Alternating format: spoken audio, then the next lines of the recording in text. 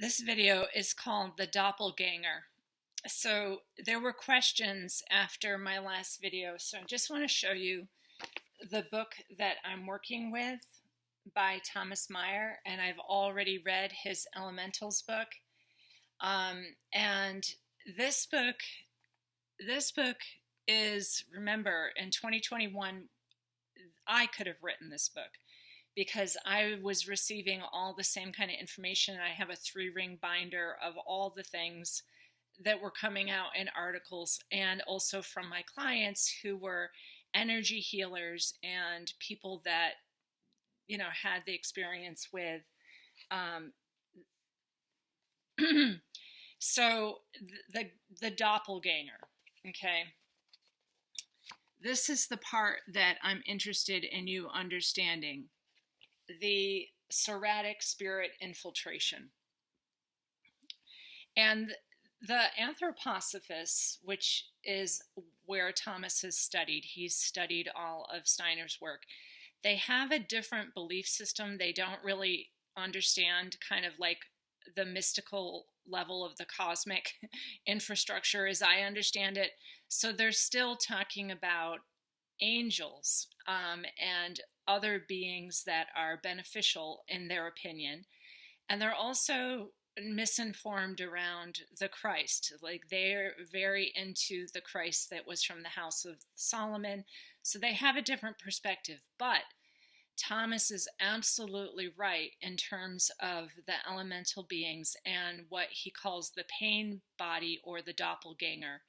So throughout your life, when torturous or negative experiences happen to you can create an energy body that is called the doppelganger or the pain body that holds that torture frequency and basically is another you. It's like a double you. That's the doppelganger. Some people call it the shadow. But when you continue to feed that storyline, you basically create an entity, a pain body entity, and it stays with you lifetime after lifetime. So the doppelganger doesn't get off of you just because you exit this realm through the reincarnation trap. I'm going to call it, again, it is an alien abduction into the draconic white tunnel of light experience. And when Thomas is talking about that, he's trying to up level it the best that he can, because he doesn't understand about galactic infrastructure. As I said, he doesn't know about the Orions and the Draconians and these other entities that have infiltrated here and are the ones that are fighting right now. Basically, they're doing the blood war, and we humans need to reclaim our heritage while they're fighting their blood war. So the doppelganger is a pain body, and when you feed it with thought patterns, like from traumas that you've had in your childhood, it grows. It's a double you. It's another identity, and it stays with you lifetime after lifetime. So if you understand my videos about your heart as light as a feather, that's how I was always explaining. You have to have a heart as light as a feather to be able to go up through these different dimensional structures. And I do believe there's kind of like a void layer in between each, because that's what I've experienced, but I don't know because it's always changing. So that's why you have to keep studying. But through these different dimensional structures, you have to be super light. You can't have your shadow and your doppelganger as a heavier weight than what you would call your energy body or your light body, okay? He calls the light body your angel. So when he's talking about that, he's really talking about your energetic spirit body, which is a huge being, okay? Massive being, depending on how powerful you are in your energy body. Some people have massive energy bodies, 30 feet taller or taller. So mine is probably around 12 feet, and you can see it in my auric field, and you can feel it when you're near me. When you walk toward me, you'll be able to feel it. So the doppelganger or the pain body, and he shows a lot of interesting pictures and artwork, which is what I also really like about Thomas Meyer's perspective is he shows a whole like art series of what this woman saw when she saw like what was happening to humanity. She made an art series of just like the art of what she saw with the situation. Okay. I think this is a fascinating book, but you have to know where Thomas is coming from. He's coming from the Steiner anthroposophy, the anthroposophists, and they were very much following their version of the Christ and, you know, archangels and things like that, which in my world are also part of the prison system here. Like, you don't need those aliens and you don't need those archangels. You just need you and your own energy body, and the human spirit is all that you need. But you have like the ability to stop feeding that thing if you're conscious of that thing. And what's interesting about his work is that the people who got that are no longer conscious. Like again and again and again, his examples are saying exactly the same thing as my examples from the last 4 years, where the people are like, oh, I got a placebo, I'm no different. But those of us who didn't can feel it. They can, you know, you can feel that they're very, very, very different, but they themselves don't know. And that's because, and he shows these wonderful diagrams, their pain body has taken over and they don't even know they are operating in their doppelganger. They don't realize that they're already acting in that doppelganger. So he has a wonderful, you know, explanation of what all of these terms are and so forth. And when he's talking about the Soretic spirit beings or the Soretic spirits of transhumanism, or even this word, this being is a being. They're beings. And so when the energy workers were working on their clients that they've had for like 20 years, they could not feel pulses, they could not feel energy moving, and it was like the body itself was kind of rubber. It was kind of non-responsive, and they felt like a black entity being laying on top of the human, and that's the doppelganger. So that's actually your creation of your pain body, lifetime after lifetime after lifetime, which is also why people who did this, some of them were like, I didn't even think about it. And that's because your doppelganger or your pain body is more informative than your spirit self or your ensouled body, because your physical body, like most of my clients were like, over, no way, over my dead body. Some of my clients were even thrown back, like across the room, when they even tried to approach the thing, because the thing is an off-world entity. It literally is something that came into this world, another infiltration that is trying to take over the human spirit and the human soul and the human body. And then some of these energy workers could talk to it, and they were like, well, you know, what are you doing here? And the thing would respond back that it was trying to feel the relief of the human that was on the table. Like, it was trying to feel like a cranial sacral treatment. It was trying to feel something, because basically it's a dead, it's an unresolved consciousness, possibly of your own, lifetime after lifetime, and it's trying to get healing too. So this is the really tricky part. If you have trauma or shadow, or all, like what I told you about, I have the survivor guilt, you have to be really aware. Some people have scarcity, some people have other traumas, and you need to make that aware, because if you're living in your subconscious mind, then that thing is growing and you're feeding it through different behaviors. So that's why, again, I said I don't do shamanic soul retrievals or entity removals anymore. I stopped that in 2008 because I found that it would come right back. You know, I would charge $300. The person would be like pain-free for a week, and then they would engage in the same thoughts and behaviors that brought back the pain body or the entity that was their own child, their own creation. So it's a matter of getting conscious all the time of what those traumas are. And, for me, I do it through astrology. So if I can see you have Nessus conjunct the moon, I'm going to ask you about your mother. Was your mother violated? And are you carrying that in your body? Because it can also come through the womb and affect many generations. So that's why I have beer conjunct my ascendant, because my father was an alcoholic and many of my grandfathers were also alcoholics on both sides. So I got that template and I have to make that conscious all the time to make sure that that does not come through. And then you can see it in your children's charts too. So it's multi-generational, and these doppelgangers will like follow right through. You can also see the good things in the chart. Like I did my mother's chart recently because I'm going to use that to explain to my astrology students how to look at the multi-generations.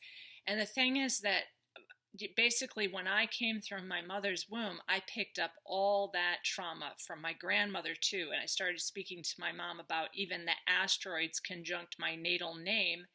And I've spoken about that before, that I took in the abduction and horror that they both experienced. And then I had to make it conscious. I had to clear it. I had to know about it. And my mom still says to this day, like basically she dreams every night about being drowned during Atlantis in a giant deluge. So my mom died during that. So for me, it's like that same thing. I'm still working out that my mom has incredible fears of water. And so I had to get over my fears of water that I got from my mom. It was amazing. So that's what the doppelganger is. And you can see I have this tapestry behind me still, and I'm wearing my pearls because I had to work very hard to get unafraid of water and rewild myself. So that's that whole thing. Like I have lived through this. Now, the other people were asking about like the good spirits. The good spirits are what create nature. So they are definitely coming with us. So the good spirits are the elemental realms that make the rocks. They make the trees. They're part of creation, just like you are. And they will be coming with us. So even if you have like a wood stove spirit, or something like that, like a good, like a myrrh being that goes with your houseboat or your pontoon or something, like those beings are good and beneficial, and they're part of nature, and so they are coming with us. Everything else is kind of like a mosquito, right? Something that was created that actually is parasitic and shouldn't exist, and those things are going. So, just like you shoo a mosquito away, when you have like a negative thought form about yourself, like survivor guilt, and you really have to like get it up, like what is that under there? You can shoo it away all the time, or send it to entropy, and you can actually see like a garbage can, like and you can go, no, I'm not feeding you anymore. That painful thought, that terrible thing, my heart is going to be as light as a feather, and I'm going to operate from my divine mind. So that you have to work on that. That's as important as getting rid of like other parasitic things that you should also be clearing yourself of, because one of the most important parts of this book, and I underlined it in the very beginning because people have to understand this, is that what was given to people is in such a way that they're always producing this toxin, this pathogen. So what I hear from my clients is like they're school teachers and they get a kiss from a child that just got any of the, and they immediately break out with shingles or herpes. So you have to understand, like, it is a weapon. We are at war, and your job is to keep working on, like, your heart is light as a feather. Whatever you're worried and you're afraid of, like, you have to know that is in your subconscious. Otherwise, you live in your subconscious. You can't ever get to these higher dimensional states because you're not conscious. There are all those people saying you got to wake up. Well, what it is mostly you've got to wake up to your own egregores, your own pain body, your own shadow, your own doppelganger that has been part of this demonic overlay for a very long time.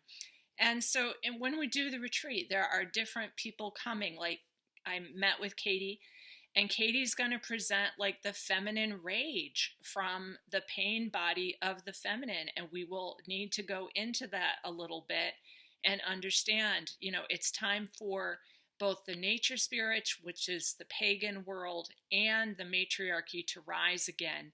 It's time. We need to take back our human heritage, our birthright, our divinity. That is what's going on.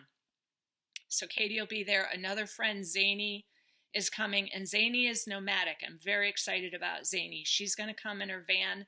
So I had posted like an RV camp that someone has already booked their RV, and they're going to meet us there in their RV. So there's RV camps too for that first week in November. And what Zany does is she's a friend of mine. She's from up here in New England. She was actually part of the original Galactic Shaman Astrologers, and she'll come too. And she's going to speak about how to be nomadic. Like, you can have a really cool tiny house, small property in North Florida where you can grow year round. And you can also come up to the mountains. Like, you can go back to Montana. You can go up to the Green Mountains. You can go up to the White Mountains in the summer. So humanity has always been nomadic, and I think we need to get back to that also, that you don't feel trapped in any way, not through a reincarnation cycle because your heart is light as a feather, or through like the scarcity complex, which has been given to us here. But Zany's going to speak to us about that. She's also a master gardener and knows how to grow things in all different climates. So I'll assist her with that and the medicines that you can make in different climates. And there's also other people who want to like bring cuttings. I mean, it's amazing. And the gifts, there are dancers, there are singers, there are breath workers. There's artists, so Claude is trying so hard to grow gourds because we have a gifted person who does Pilates, but she's also an amazing artist. And I just have this idea, like we could do art, like we could paint our little gourd rattles. So we're trying really hard. We've got a lot of weird parasitic bugs up here. So we'll see if that happens. But again, it's spontaneous. And the most important thing is that these type of spirits, these nasty things, you want to get all of the cooties off before you come. So if you need to have sessions before you come to make sure you don't have any pain body or doppelganger and that your heart really is as light as a feather, I'm willing to help you with like, what are those subconscious thought forms? The Wetico, I've talked about it before, the Wetico that knows you through space-time, through dimensions, through like millions of incarnations. It knows you, and it is part of what has been created by you through the traumas and tortures that have happened to humanity. So you can release it. It's your child. You're the only person who can do it. You have to understand that. And you can also see back here, I'm working on some different energy wands that I'm working on right now. Healing energy wands. This is an apple stick, and apple, I got it off of a tree. It was already given up its vitality, but it was still like a hardcore apple stick. So dowsing is usually done with apple sticks, and I'm going to wrap this in copper. And the energy and the weight of it is really incredible. So we'll see, people might be interested in activities like that. But that's stuff that you should be doing anyways, just because you're a magical wild creature who loves to do stuff. And you're a human. We're creators. That's what we are. We are a magical, beautiful, miraculous, multi-galactic, multi-dimensional race. And, unfortunately, the parasites got in here, and then they used us to create our own demons and doppelgangers. So do understand that. Let me think if there was anything else I wanted to talk to you about. This was just a quick little video. Yeah, so I think there's still rooms in the main lodge. I paid the deposit, so we're all set there. If you still want a room, people are still messaging me, and I've set up little groups of like people who can figure out how to carpool. Some people are driving in from Texas, some people are driving in from Georgia. That'll be really interesting. And oh yeah, that's what I wanted to say. I have this wonderful book too that I'm going to use a lot during the retreat and read from. And there's a whole talk about like that time of the year is in the Celtic world, the new year. It's when the time is very thin between the worlds, right? It's that thin time. And this book talks about pilgrimage and how you really must pilgrimage during those thin times to what's called thin places, which is also what this is, because it's like a very thin layer of earth on top of this massive aquifer underneath, but also we're right on the ocean, so we're in this very thin place. Like, you know, there's the sea, and then underneath is this massive aquifer. So in the old days, you know about Ponce de Leon and all of those people that crossed the whole ocean looking for the Fountain of Youth in Florida. That's because it's the original Eden, and this is very ancient water. So the North Florida Springs, and why it's called the Hidden Coast and why it's all protected, is that thin place at that thin time of year in November, right? When the veil is thin. That's what we're doing.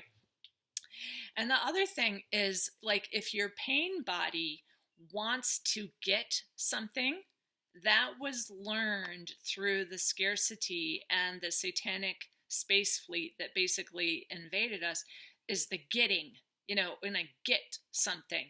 But this book will totally reorient you towards when you're going on a pilgrimage and you're going to a sacred spring, you're going to give something.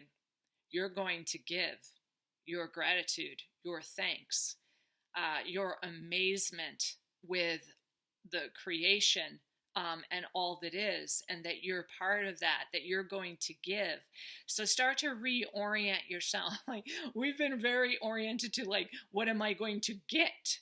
Start to reorient yourself from that pain body, that doppelganger who wants to get something.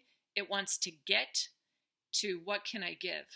And that's, that old stuff that people were like, the difference is the service to self and the service to others. So I'm very excited. I can't wait to see you. I just like, what can I give? How amazing is it going to be? What can we do together? It's so fabulous to just meet and explore. So what can we give to each other? And not like a doormat way, but like that's what really feeds us. That's that cosmic charging of coming together in community. So, the living wisdom of the ancient Celts. I think this is a great, like, day by day. There's some fabulous old stories in here and quotes that you can read from, and I'll be reading some of that. So, I hope that answers some of the questions about, this book and the doppelganger. There are really good pictures in here of these entities. And I guess, I wanted to show you one thing about the whole medical world. I have a video right now. It's pretty upsetting, but these things are alive. So a pill in a bottle, folks, is in fact alive. All right. I don't know that people know that kind of stuff, but it has a quality to it that has a soratic spirit or a transhumanism spirit. And they make these things just like the music and all the other crap, that they make. They make it so that it has technology or something else. I set my room to 99 degrees, the same as the human bodies, and these pills started reacting to the warmth and electromagnetic field of the environment. Okay. We were waking up. They began moving as if choosing a direction. But the crazy part, they didn't know whether to move towards the heat or towards me. They clustered, aligned, like ants, confused but connected, guided by invisible signals. What if this tech's already inside of us? Some believe this quantum response... Yeah, I have to stop it there so I can get my YouTube. And I don't like the music and I don't like the video. It's very creepy. But that's what we're talking about, folks. You should not be eating anything from pharmacopoeia. All right, the sorcery. And I don't like to end a video on that, but I needed you to see, like, this is for real, folks. There are entities in this thing, and he set his room temperature to body temperature. So he had a heat source, and the little pills, they chose not to go towards the heat source, even though the temperature in the room woke them up. They were animate, okay? They have entities in them, but they actually started gravitating towards him. And remember, all the people that are working in hospitals and stuff have already had this. So folks, they cannot be trusted. They do not even know what is controlling them anymore. And they're handing out these prescriptions and these pills. Like, be careful. That's why I don't want anyone on anything like that to come to the retreat. I'm sorry, but I'm telling you, like, you gotta be a natural, clean human. You gotta be organic. And please make sure that you have dealt with your doppelganger or your pain body or your shadow, and that your heart is as light as a feather. Okay, sweeties. Good to see you.